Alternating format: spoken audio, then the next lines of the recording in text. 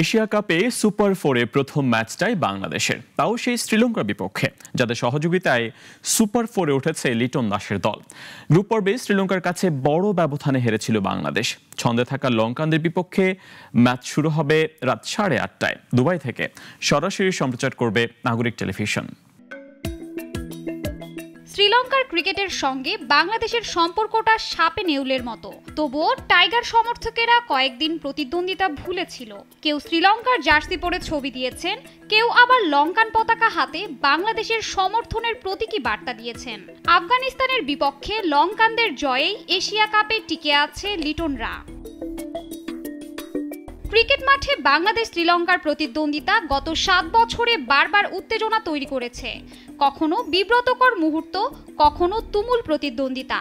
প্রতিবারই যেন বাড়তি তাগিদ নিয়ে মাঠে নামে দুই দল। এশিয়া কাপে এখন পর্যন্ত আসা লঙ্কার দলই এগিয়ে।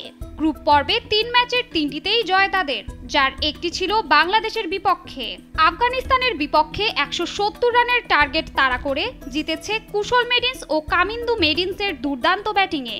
ওপেনার পাথুম নিশাঙ্কার ধারাবাহিক ফর্মও দলে জুগিয়েছে আত্মবিশ্বাস। অন্যদিকে বাংলাদেশকেও গ্রুপ পর্বের দুর্বলতাগুলো ঠিকঠাক করে নিতে হবে। তাই বুঝি দলে আসছে বদল। পারভেজ ইমন বাদ পড়েছেন, ফিরেছেন সাইফ হাসান। আগের ম্যাচে ব্যর্থ হলেও সাইফের ব্যাটিং আস্থা জাগিয়েছে। বোলিংয়েও সমাধান খুঁজছে বাংলাদেশ। আগের ম্যাচে সাইফ আর শামীম হোসেনকে নিয়ে পঞ্চম বোলার খেলানোর পরিকল্পনা কাজে আসেনি। বেদম মার খেয়েছেন দুইজন।